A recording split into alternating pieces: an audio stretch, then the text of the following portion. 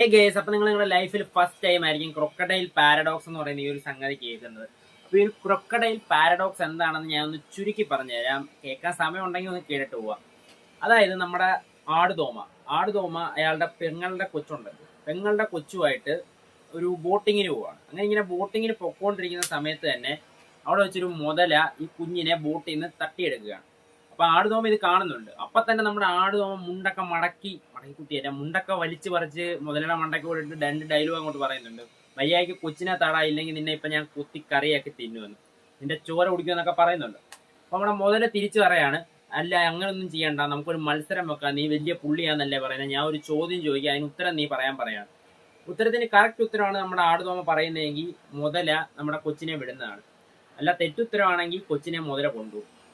അപ്പൊ നമ്മുടെ മുതലയുടെ ചോദ്യം ഇതായിരുന്നു, ഞാൻ അടുത്തതായിട്ട് ചെയ്യാൻ പോകുന്നത് എന്താണെന്ന് നീ പറയണം. അതായത് എന്റെ അടുത്ത മൂവ്മെന്റ് എന്തായിരിക്കും എന്ന് നീ ഗസ് ചെയ്ത് പറയണം. അപ്പോ ആടുതോമ ഇങ്ങനെ ആദ്യം ഒന്ന് കൺഫ്യൂസ് ആയി പോവാണ്. കാരണം മുതല അടുത്ത് എന്താ ചെയ്യാൻ പോകുന്നതെന്ന് ആടുതോമയ്ക്ക് അറിയത്തില്ല. ഒന്നി ആടുതോമയെ ആക്രമിക്കാം, അല്ലെങ്കിൽ കുഞ്ഞിനെ തിന്നു കളയാം, അല്ലെങ്കിൽ എന്താ അവിടെ നിന്ന് കൂടി രക്ഷപ്പെടാം. അങ്ങനെ കുറെ ഇതുണ്ട്. അപ്പം ആടുതോമ കുറെ നേരം ഇങ്ങനെ ആലോചിച്ചു. കാര്യം ആട്ടിൻചോരയാണ് കുടിക്കുന്നതെന്ന് പറഞ്ഞാലും പുള്ളി ഒരു കണക്ക് പ്രൊഫസറിന്റെ മകനാണ്.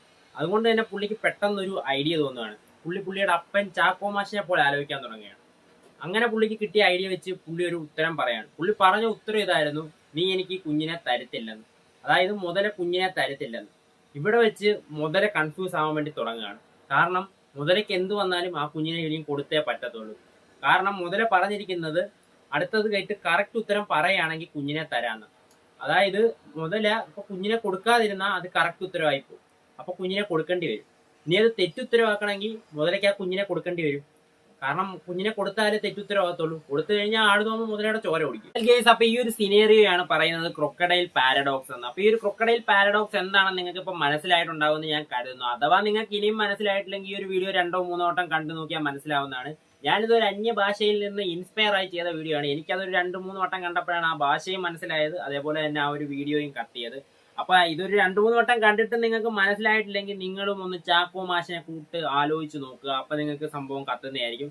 അപ്പൊ നിങ്ങൾക്ക് എത്ര വട്ടം ഈ ഒരു വീഡിയോ കണ്ടിട്ടാണ് ഈ ഒരു സംഗതി, അതായത് ഈ ഒരു പ്രോബ്ലം സോൾവ് ആയി കിട്ടിയതെന്ന് അതല്ലെങ്കിൽ മനസ്സിലായതെന്ന് കമന്റ് ചെയ്യുക. ഫോക്കസ് പോയി തോന്നുന്നു. വീഡിയോ കാണാനൊക്കെ നിങ്ങൾക്ക് ഇഷ്ടപ്പെട്ടുണ്ടെങ്കിൽ തീർച്ചയായും വീഡിയോ ലൈക്ക് ചെയ്യുക, ചാനൽ സബ്സ്ക്രൈബ് ചെയ്യുക, നിങ്ങളുടെ അഭിപ്രായങ്ങൾ എന്ത് തന്നെയായാലും വീഡിയോ കമന്റ് ചെയ്യുക. അപ്പൊ മറ്റൊരു വീഡിയോ ആയിട്ട് മറ്റൊരു ദിവസം കാണാം. Tata, bye bye.